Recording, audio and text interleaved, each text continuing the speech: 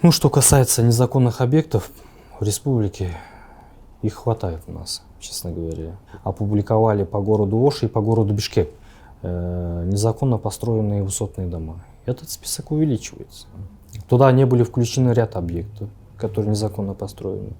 Не были включены ряд объектов, которые уже начали строиться. Мы это все готовы опубликовать. На данный момент мы прорабатываем вопрос. Уже массово начали выявлять все незаконные объекты и в дальнейшем уже будем давать информацию нашим гражданам, чтобы не покупали жилые и нежилые помещения у этих же застройщиков. Некоторые придется разрушить. В Жогорку Кеңеши Кыргызской Республики на данный момент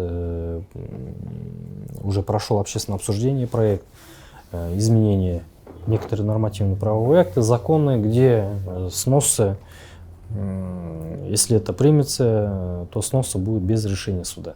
Мы этот вопрос тоже прорабатываем. Конечно, если Жогорку Кеңеш нам рассмотрит и дадут нам такое заключение, подпишет наш уважаемый президент, то потом уже все.